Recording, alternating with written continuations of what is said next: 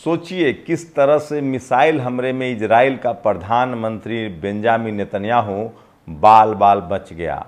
लेकिन अब एक नई मुसीबत खड़ी हो गई है इजराइल के लिए।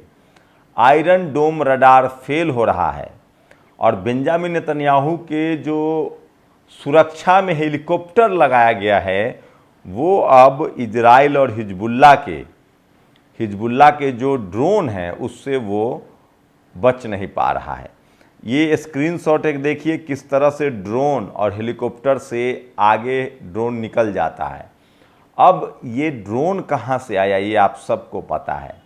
न तो ये ईरान में बन सकता है, न तो ये लेबनान में बन सकता है, न ये इराक में, न यमन में। इतना विज्ञान इनके पास है नहीं।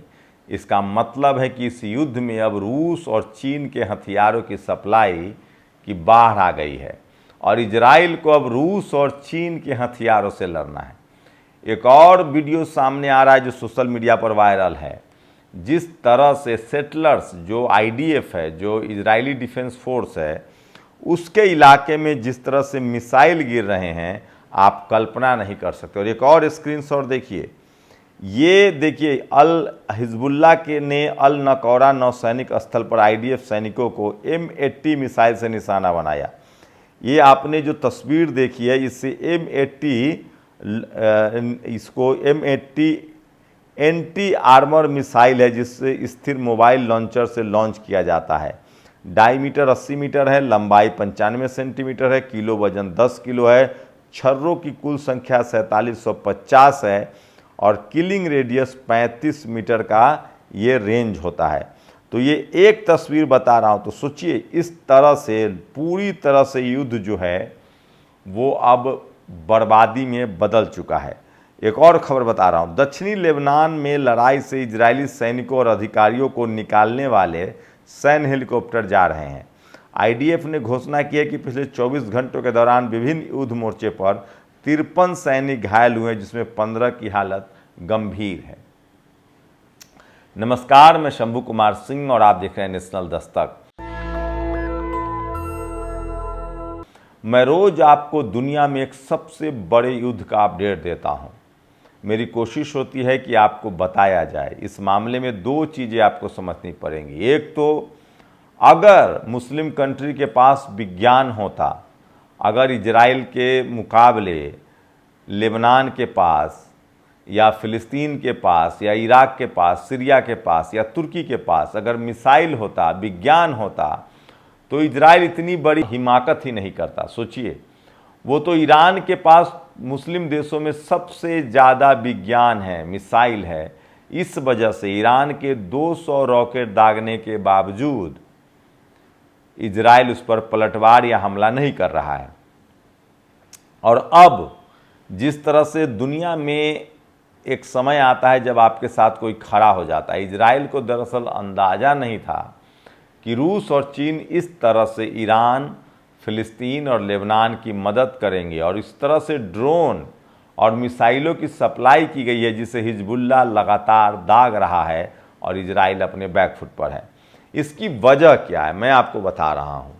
दरअसल ये युद्ध एशिया में हो रहा है, एशिया और यूरोप के बॉर्डर पर है। इसके पीछे जो रूस और चीन जो हथियारों की सप्लाई कर रहा है, इसकी सबसे बड़ी वजह यह है कि अमेरिका को सबक सिखाना है, उससे मार्केट पर कब्जा करना है। दरअसल रूस और यूक्रेन का युद्ध चल रहा है, आप सब जानते हैं।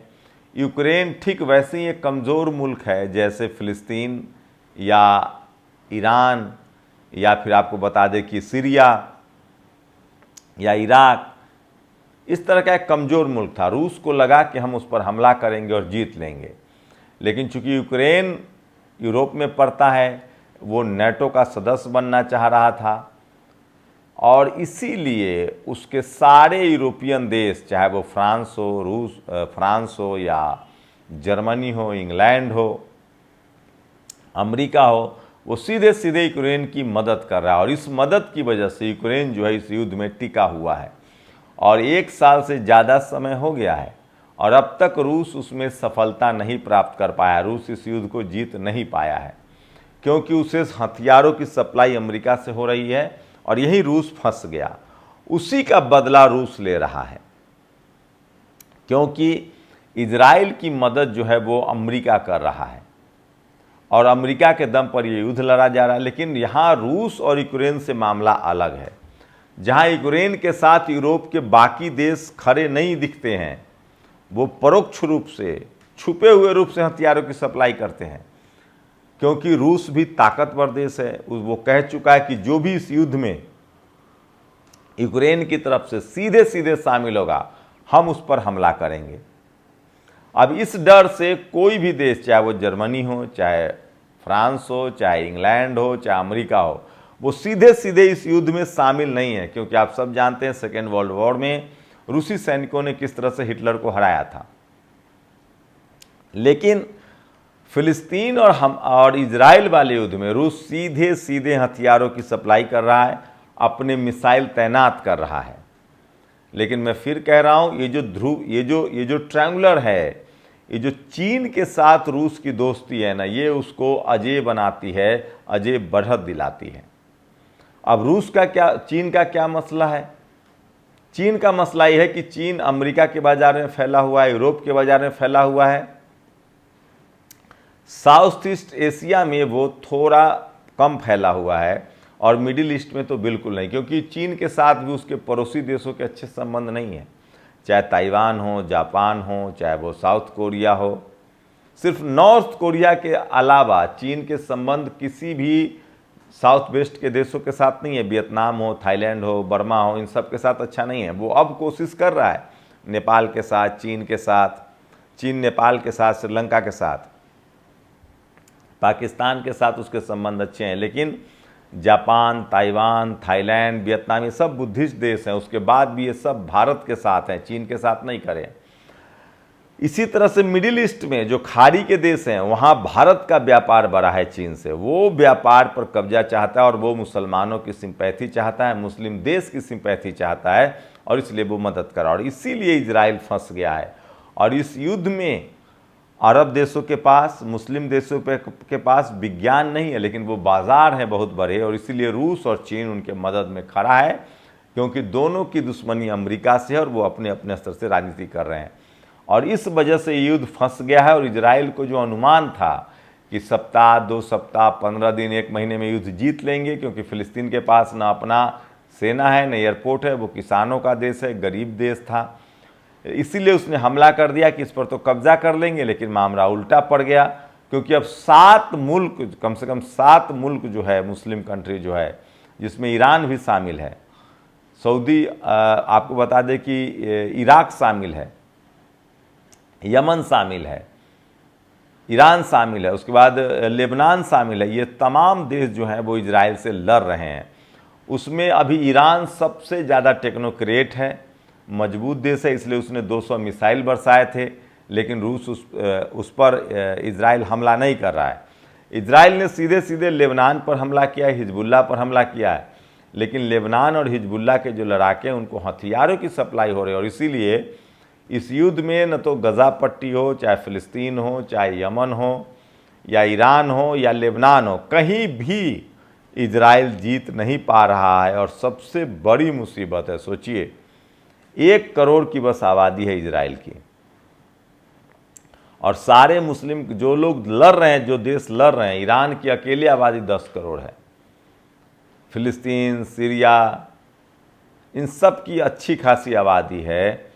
और इजराइल के प्रधानमंत्री बेंजामिन नेतन्याहू ने अपनी गलती की वजह से अपने 1 करोड़ नागरिकों के जीवन को खतरे में डाल दिया। मैं फिर कह रहा हूँ, इस युद्ध का कोई अंत नहीं होगा। अब धीरे धीरे इजराइल अपनी बर्बादी की तरफ बढ़ रहा है, क्योंकि उसकी अर्थव्यवस्था चौपट हो रही है और हथियारों की सप्लाई की उसको कीमत भी चुकानी पड़ रही है। और वो देर सवेर भी सही फिलिस्तीन, सीरिया, इराक, इन सब को जीत नहीं सकता है। एक समझौता तो करना ही पड़ेगा। मैं फिर कह रहा हूँ, ये युद्ध इसलिए हुआ कि बेंजामिन नेतन्याहू की सत्ता जाने वाली थी, वो चुनाव नहीं जीतने वाला था। उसने देश को राष्ट्रवाद के नाम पर युद्ध में धकेल दिया और इस्लामोफोबिया के डर से धकेल दिया। नतीजा आपके सामने है। भले ईरान, इराक, सीरिया, लेबनान और फिलिस्तीन टेक्नोलॉजिकली बहुत कमज़ोर देश है, लेकिन चूंकि वो समूह में लड़ रहे हैं, उनकी संख्या ज़्यादा है, इसलिए शायद ही इजराइल उनको हरा पाए। और अब बेंजामिन नेतन्याहू के घर पर जिस तरह से 2 बार हमला हुआ, इससे साफ है कि इस युद्ध में युद्ध से तो कुछ हासिल नहीं होगा, इस युद्ध का हासिल जो है वो बैठ कर ही होगा। वही देश दुनिया में सर्वाइव करेगा जो तकनीकी रूप से आज के समय में मजबूत होगा। इसलिए तकनीक पर ध्यान दीजिए, विज्ञान पर ध्यान दीजिए। मजबूत राष्ट्र का मतलब है आपके पास एयरफोर्स कितनी ताकतवर है, मिलिट्री कितनी ताकतवर है, नौसैनिक कितने हैं, मिसाइल्स कितने हैं, परमाणु बम कितने। जो देश के पास ये सब हथियार होगा, उसी देश पर कोई हमला करने से डरेगा।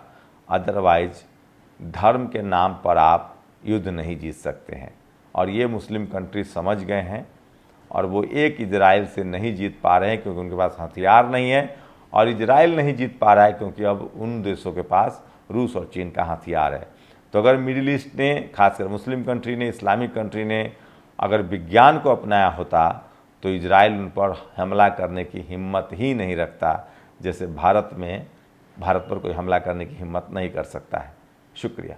नेशनल दस्तक की आपसे गुजारिश है कि अगर इसको बचाना चाहते हैं तो नेशनल दस्तक को सब्सक्राइब करने के लिए रेड कलर के सब्सक्राइब बटन को दबाएं, फिर बेल आइकन की घंटी दबाएं। नेशनल दस्तक को बचाने के लिए बहुत जरूरी है कि हर खबर को शेयर करें, लाइक करें, कमेंट जरूर करें।